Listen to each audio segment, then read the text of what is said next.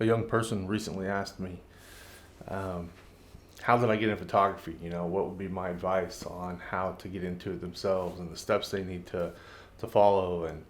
Um, I was really actually kind of put on the spot in the sense that I don't think about that very much because the road that I traveled to get to where I am today is something that really wasn't supposed to happen.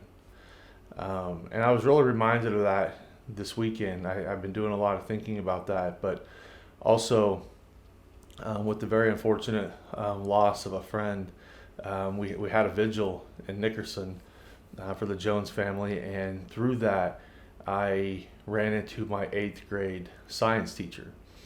And a lot of people, they think about their lives and they think about all the different steps they've taken to get to where they are in life.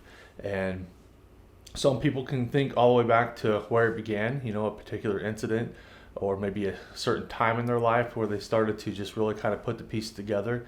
And I can honestly say the time in my life that I can trace absolutely everything back to, as far as a particular moment, was in eighth grade in Mrs. Gladden's science class. We were actually doing astronomy during the time, and we all were assigned a particular topic in astronomy. It could be like a planet, a star, I believe nebula were in there, meteors, comets, asteroids, all those types of things. And I can't remember if I was assigned one because I just didn't come up with one or not. But I do recall that my particular report was either on comets, asteroids, or meteors. I mean, I know it was one of those. And I pretty much did the entire thing through plagiarism from a book that actually was sitting in my room underneath my TV to hold it up high enough. It was some book that I think my parents bought through some traveling salesperson. The copyright date in it is 1986, if I remember correctly. So this is in 1993 in the fall of it. And so, it's just a book that's just been sitting in the house with a lot of cool pictures, some cool facts. Well, after every one of our reports, the class was allowed to ask all of us questions, and try to learn a little bit more about it and see what else we kind of learned as a result of our journey of studying these particular topics. So there was a girl in class, her name was Brandy, and she was assigned Saturn. Maybe she picked Saturn. I can't remember how she got it, but Saturn was her particular topic. And I have this book on my desk, and I glance through it every once in a while. How many moons does it have? How wide is it? How many rings? All that really trivial stuff that actually is not significant in actually the studying and understanding the topic of astronomy or planetary science or anything like that. For the most part. So when it came time to asking questions, because I was a turd, this is 1993, so I would have been 13 at this time. And the only thing that mattered to me in life was sports. Now, I was actually always fairly good at math. It was relatively easy to me to do that, but it's just something to where I didn't really want to be part of the nerd group per se. So I didn't try very hard. So I actually got put into the a different math class, and I just had teachers, I think, convinced that I probably didn't know very much of anything, but math always actually came fairly easy to me. So we're sitting there and we're allowed to ask questions, and I raised my hand and I said, how come you didn't say, I had this many moons, or hey, how come you didn't say I had this many, just the really trivial stuff just to make it sound like I'm really know what I'm talking about. And she didn't necessarily have the answers, and why would she have some of the answers I had, or some of the answers to the questions I threw out at her? Well, I remember right at the end of that little Q&A, which only probably went on for maybe a minute, Mrs. Gladden said, oh, we have our own little astronomer here in class. And she tagged that, and it just kind of planted a seed immediately inside of me. And then when Brandy went back to sit down, if I remember very correctly, she was sitting right in front of me. And she turned around, because we were grading these. We were actually putting our stamp on whatever we thought the report was worth. And I remember her saying, are you going to give me an A because I gave you one? and knowing that I just tried to uh, really just try to make her look bad. Maybe that wasn't necessarily the intentions, but by doing that behavior, that really is the result of doing something like that. And I told her, "Oh, absolutely." I said, thought it was good," and I didn't know any of the stuff I was talking about. I was absolutely clueless of any of the things I was questioning her on. It's just I just wanted to sound smart or something. Um, but ever since that day, that's all I did. The rest of eighth grade, freshman year, I took my first college class at Hutchinson Community College. I took astronomy there, and in fact, Mrs. Glad and we drove over there. I mean, I wasn't old enough to drive, so she would come pick me up every Wednesday night, and we would go over there. Um, and we would do that for the whole semester. I think there were 16 classes, 3 hours Wednesday nights, and still is the only thing I studied. I go to the library. I would check out, 3, 4, 5, 10 books of astronomy, and I'd carry that stuff around. We didn't really do backpacks or anything back then, but I would carry those things around, and that's the only thing I cared about, that. And when I realized I wanted to be an astronomer, I knew I was going to have to actually start showing people that I'm not a moron when it comes to topics that are associated with it, such as the sciences and very importantly the math aspect. So having been in the transitional math class in eighth grade, because that's just kind of where they put people in who may seem like they're struggling or don't really want to do the algebra and that kind of stuff. Well, I wanted to get through calculus before the end of my high school career so that when I go off to college, I'm ready to start taking those more advanced classes. Well, by not having taken algebra, I couldn't have possibly done it because I was going to need algebra, geometry, algebra 2, trigonometry. Elements of statistics would be the second semester to trig, although really not required or necessary for most engineering related things. But then calculus was going to be the fourth year traditionally, but it was going to be the fifth year for me since I wasn't going to be able to start with geometry. So what I had to do in algebra class is I had to convince my teacher then, Mike Bornholt, incredible man, one of my absolutely all-time favorite teachers and people that I ever met.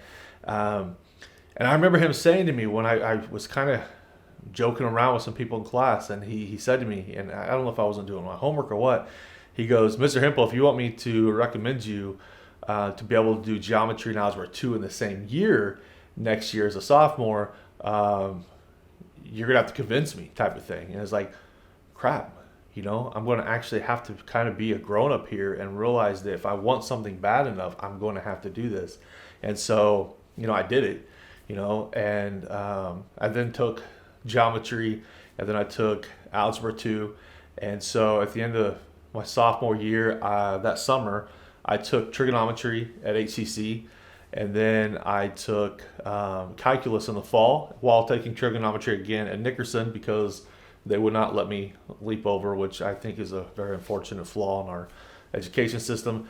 And so I had to kind of go through all that stuff, but I'd already taken Calc 1. I was into Calc 2 my junior year as well, and just the course of all that. I mean, math was really actually relatively easy. I worked hard, I guess, in a way, but it was an easy hard because I could just see the numbers, and I think that's what makes what I do nowadays and the skills that I've developed over the years to be so much easier to obtain because of the way my brain kind of works and when it sees the numbers and it sees different things like that. So astronomy obviously didn't happen. I didn't get a chance to go off. I was going to go to KU for astronomy and aerospace engineering. Parents have even already made the down payment for a dorm. But then that second semester of my senior year, my dad lost his job of working somewhere for 20 something years. And he was going to basically pay for my college. We didn't have a lot of money by any stretch of the imagination. It was not something like that. He was going to work hard, but it was going to be working hard to prevent from me having to do a lot of loans and stuff, and then come out of college in debt. And we're just going to kind of work something like that out. I'd go up to KU, I'd have a job and that kind of stuff. But so here it is, almost time zero, and it's ready for the end of the school year and he loses his job. And I couldn't do it. I know he was adamant about me still doing it. I can't be that guy. I'm not an only child. And also I know how hard he's worked in his life. I mean, he ended up finding a job not too long after that, but it was still kind of a starting all over thing. And so I just decided, I'll just take a year off, which is absolutely the number one thing you never want to do when you get out of high school, because it opens up way too many doors.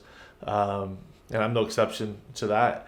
Now, it does work out for some people, but that year off, I mean, you got to really make some type of money. You got to really somehow justify your existence there, unless you just want to stay at home and your parents are okay with that. But then why take the year off type of thing if you're not going to take advantage of it and try to figure something out about yourself or your life or things you want to do and all that stuff. But so I did that. And then a job opening, I mean, just one thing kind of led to another, and then after into the second year of that, a job opening at the Cosmosphere came up. Now, I had volunteered at the Cosmosphere and even had a part-time job there. I had to actually quit that.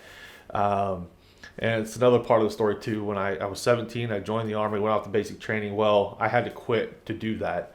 I had experience working at the Cosmosphere, working at the planetarium and doing all that stuff. But then a part-time job opened up, and here I am at like 19, 20 years old. And I was like, oh my gosh, this is the perfect job. So I go apply for it. They interview me, and they actually quiz me on what is this? How do you explain this and all this stuff? And it's like, okay, you have a 20-year-old coming in here, and you expect them to have all these answers to the stuff. Well, I mean, I did. I had all the answers to all their things, and I think that kind of surprised them. Like, what kind of a nerd like this is just hanging out in the community, right? So I got that job, and it was part-time. I was making, $8 an hour, maybe. I mean, it was maybe 7 something. I don't know. It was an absolute horrible paying job. But man, I was around astronomy. I was getting to do presentations for school kids. There were some colleges that came in. Absolutely everything. It was just so great. I got to talk about the one thing that I was absolutely the most passionate about. And it was just incredible. And then so after 9 months, somewhere around there. I know coming the next spring, I took that job in the summer. Coming around into the spring, they offered me a full-time position as the assistant planetarium director, a salary position of may have been 21, but I'm pretty confident it was a flat $20,000 a year salary to work 6 days a week in the planetarium. I mean, I was working. I was mostly working 40 hours a week for the most part at the beginning, but then I started getting involved in the camp programs, coming in on weekends and doing the Boy Scout badges and the Girl Scout badges and doing a lot of the stuff. So as I was kind of doing that job over the course of the next few years, I got up to a lot of times where I was working 80, 90, and 100 hours in a week. And that's not exaggeration. They actually asked us because they had a lot of people on staff and it's a non-profit. So they had us filling out these timesheets as to how much time we're spending on all these different programs. And the most I remember having was over 110 in a single 7-day week. And it wasn't long after that they stopped asking us to do that, because I think mostly it was kind of like, oh crap, we're actually making ourselves look bad by seeing how much these people do. So I remember that. I mean, and that actually happened quite often. There was one time where I was in that place and I was awake and I worked like 36 straight hours because we had a camp going on and we had some overnight stuff going on. And it was just like, but that was just what I was passionate about. I loved it so much. Oh my gosh, I can't even describe. I would still be at that place today if still after 4 years, I was making like $22,000 a year on this salary. And, at 24 years old, you can't have a family with that. You can't, I couldn't move out of my parents' house. I mean, what was I going to pay for? I could live in the car maybe, but it wasn't realistic. And I remember them saying, well, if you just go back to school, we don't care what you go back for. We need you to go to college and we'll get you up to 24. And it's like, so you want me to go get thousands of dollars in debt for an additional $2,000 a year? I mean, the logic was just insane. So I had to make a decision, and I had to leave that company. And it was really sad that I did. But while at the Cosmosphere, though, I bought a camera because I had like an extra like $300 something dollars. I don't know why. It was just burning a hole in my pocket. We go into Target, which I know people in Hutchinson, they don't want to hear the word Target because it still kind of breaks all of our heart. But I go into Target and I'm like, okay, I just want to buy a camera. I've always liked photography. I've never actually taken a photography class. I've never owned a nice camera. I just thought, it'd be cool to have something like that, right?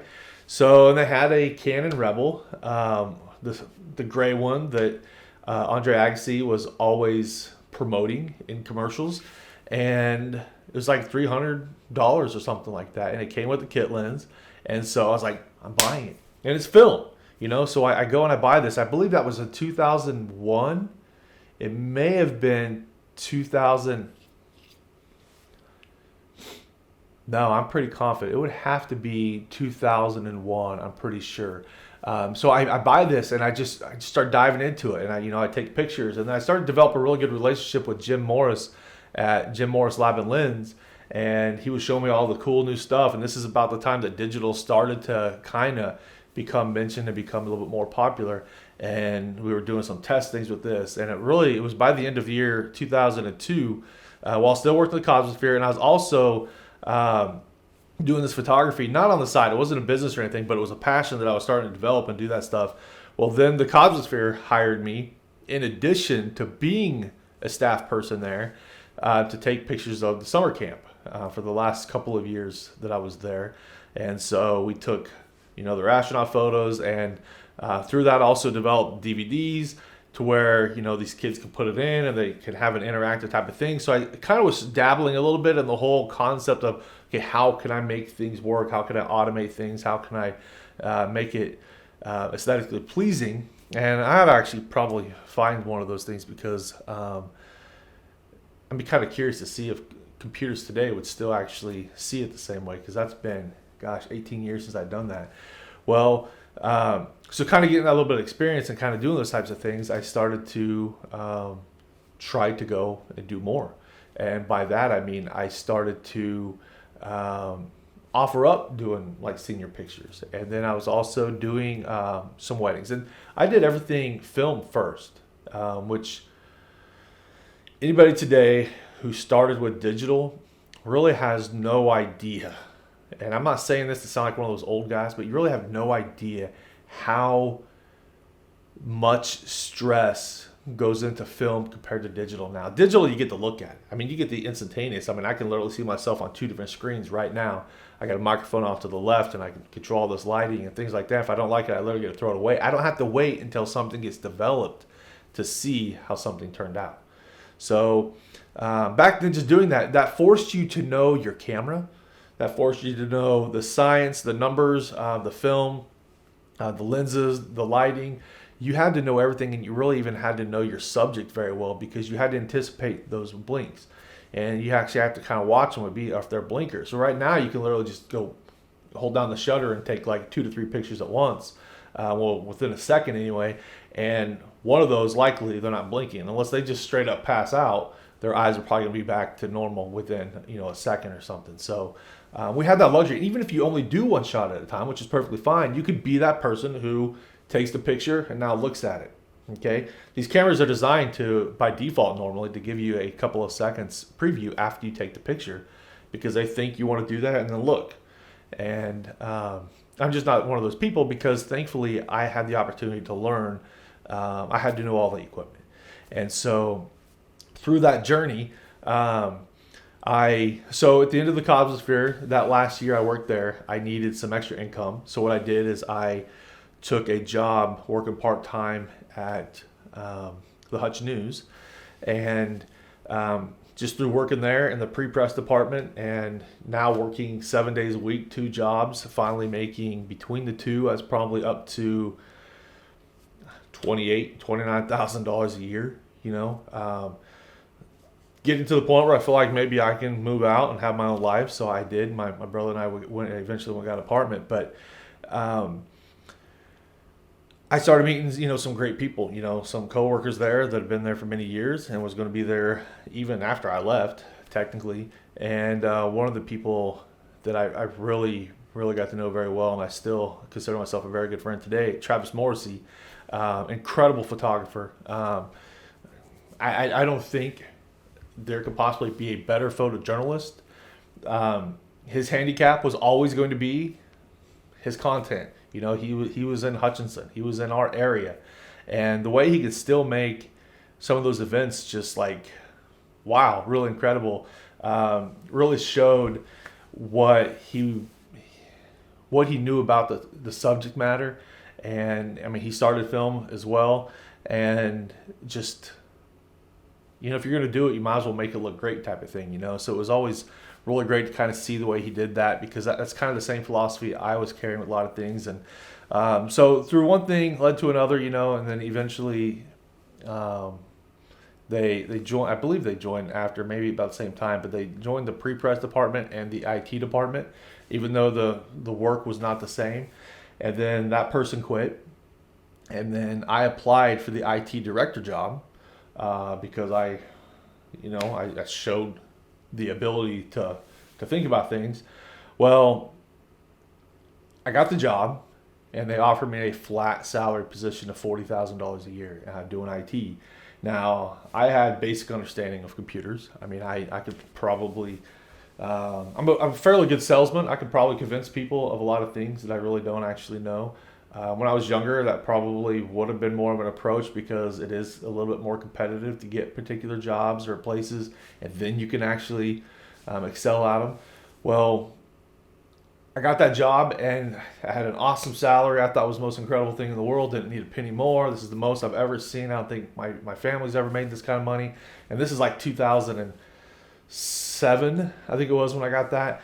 And well, it now had me photography taking a back seat, because I had this other thing going on. And so I started teaching myself programming. I started to teach myself all these kinds of things, because my purpose there was to streamline things, make things happen that had never happened with the Hutch News or really the Harris Enterprise Group before, and also keep it all running. I was responsible for that. So I started to come up with ways like, okay, this is a common question that people are asking. What can I do to automate this? What can I do to create a self-help program? I believe I called it Quick Fix.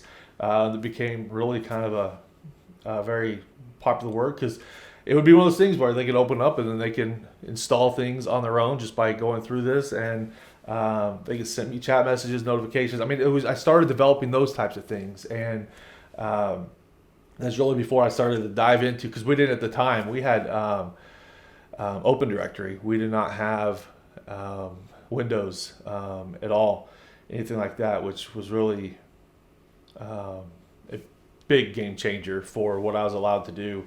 It's just unfortunately using the free stuff sometimes. I mean, not to get into a whole nerd talk, but so as we kind of developed all that stuff, well, then I got stuck.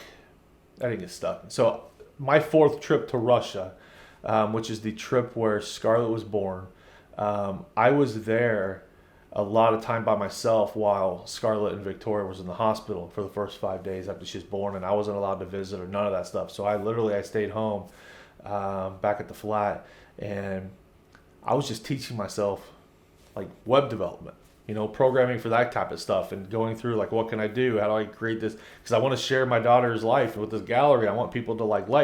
So I started teaching myself, how can I do this and do all these types of things? And I focused on that day and night.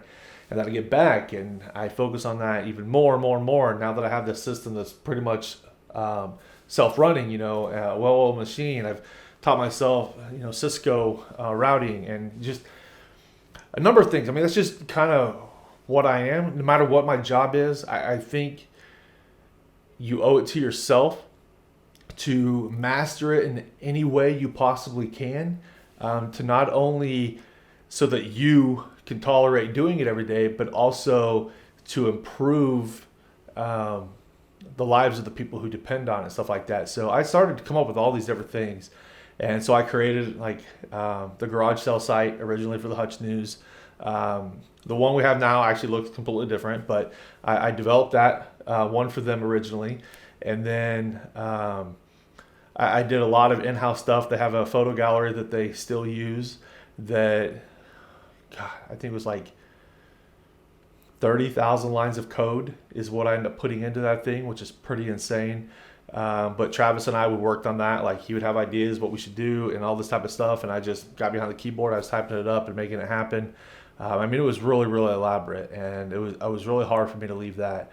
Well, then there's also Earthquake site. There's a lot of little different niche things that I did. That I didn't work on hutchnews.com, but I did work on kind of those little things, because I was really just paid to exist when everything was running well.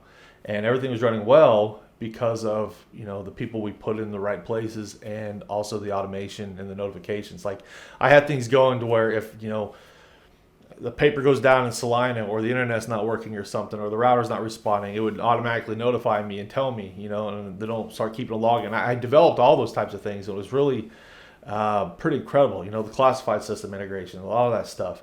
And these were my passions. This was not my goal in life. I had no desire in my life to work in IT, but it's one of those things. And I remember the very popular saying, one often meets his destiny in the road he takes to avoid it.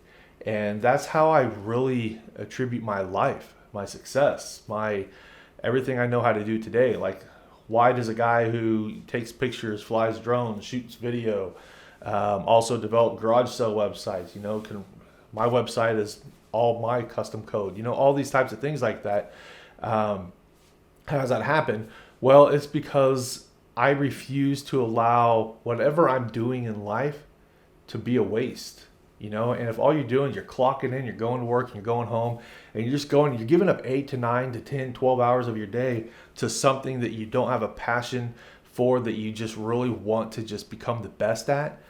I mean, I really think you're wasting your life in a lot of ways. Now, I'm not saying, if you're a custodian, that was your dream job or anything like that, but there's still ways you can do that and get the most out of it, and figure out ways to do stuff. Like, oh, this doesn't seem very efficient, and then do it. And the problem you're going to come across in every situation, no matter what your job is, if the people you report to, if they are not receptive to your ideas or change, or thinking that someone else could possibly come up with a better idea, those are the people you don't want to work for.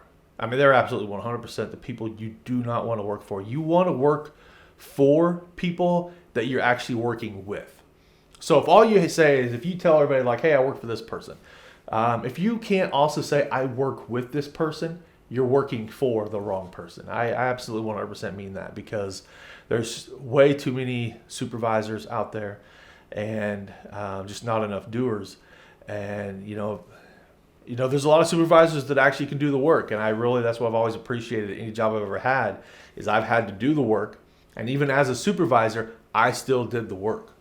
I mean, I was on call 24/7 for all those years at the Hutch News, and then when I left in 2017, gosh, is that when it was? 2007? Yeah, because it was like a week shy of 13 years of working there. I was still doing the work right up to the very end. And it wasn't a matter of, if I want to get it done right, I'm going to have to do it myself. It was just, I don't believe in that whole mindset of, I'm now promoted, I don't have to do it. There's some people who feel like management is literally just delegation and just sitting back. But I just don't think that's the world we live in. I just don't think that's much of a team. I mean, that's in sports, it's the coach. But you also respect the coach a lot more who has also played the game, because they know what it's like to have the pressure of that shot, or being down in the count 0-2, and we got 2 outs in the bottom of the ninth, and if you get out, the game is over. Those types of situations actually, I think, makes a really great leader. And that's true military, everywhere you go. It's going to very heavily come down to how much everybody has kind of been involved. So how do you get in photography, I guess, is the original question here, 30 minutes into this video. How you get into photography is actually very easy. You get your hands on a camera. That's literally all you have to do. And even before that, you can still frame your shots. You can still come up with, what would I do? The whole like making your hands do this and actually kind of framing your shot. Absolutely, you can totally do that. And you should probably even do that when you go and you scope something out. If someone says, hey, can you come to my house and kind of see what it is? I mean, even if you have a real camera, use your cell phone. I encourage people to still use their cell phone on a very regular basis. because you can still frame the shot. Even if you're not going to take a picture, you can still kind of rotate it a little bit and kind of get an idea as to what you want that shot to look like or what it could possibly look like. Because you're supposed to be envisioning these types of things, and you don't need a big fancy camera to do that. And even with cell phones today, these cameras, whether they're 8 megapixels, 12 more, whatever they're going to be, iPhone is kind of really married to the 12 megapixel thing. That's perfectly fine. You can still get large 16 by 20, maybe a little bit less size prints out of a cell phone photo. Now, am I going to lie and say you're going to get the same quality you would out of a traditional modern camera? Absolutely not. Just the sensor size is way different. The quality is going to be so night and day when you actually put them side by side and you compare the quality. The colors may just blow you out of the water. Be like, oh my gosh, this looks amazing. But also keep in mind those cell phones, those things are designed to show off the pictures taken with it very well. I mean, they would make no money if the camera inside the phone did not take great pictures to see on the screen. Okay, so when you go to get it printed, that's when you'll start to know some of these things. So, there's a little bit of trial and error there to kind of see what kind of adjustments you need to make to get the look you want. But you could easily get 8 by 10s, 8 by 12, 11 by 14s out of a cell phone picture. And maybe you're not caring about prints. If you're not caring about prints and you got a person with a 4K screen, which is really the max that most people would have this day and age, unless they are just nothing but rich. But a 4K screen, which is still actually fairly uncommon for most people, 3,000 by 4,000 pixels. Well, that's larger than a 4K screen, because a 4K screen is only 8 megapixels, roughly. So you could even have some extra area for cropping that stuff off. You could even I kind of want to focus on this part. You could do that. And if someone has a 1920 by 1080 screen, then you have even a lot more cropping capabilities. And if you were to downsize your image and just kind of increase the density of the image, your quality will actually improve considerably as you do that. So cell phones, you can do incredible things. Don't ever think that you can't just simply because it's a cell phone. There are some limitations. You're not going to get the same depth of field. You're not going to get those natural special effects that you'll get with a lens and a large enough sensor that allows you to do it. Some of those cell phones today, they allow you to do what's called portrait mode, which is essentially it'll find the subject, and then what it actually does with some AI is actually blur out the background, which you can always spot those. I mean, if you know what you're looking for, you can see that that's fake every time.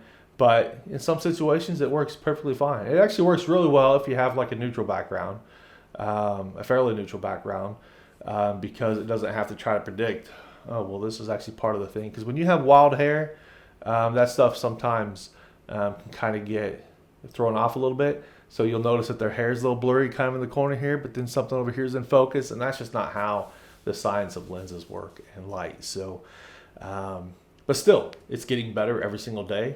This stuff didn't exist 5 years ago, really. And 20 years from now, just like you've seen in all the movies with all the green screen and stuff, people are not going to know what's real and what's fake. They are just so good at that. And there's such a future for anybody who has that type of digital design. So kind of keep that stuff in mind. But so if you really want to get into photography, your goal should always be to get a camera, always be to get a lens. Maybe get some lighting and need a tripod and those types of things. But really, you can start with the cell phone. You could even start with a point and shoot camera if you wanted to, because that's what photography is. Photography is framing your subject, getting the shot, and it's always so open to interpretation and subjective to what people like and don't like. So a photo that you may think is the most horrific photo in the universe, someone else may like it.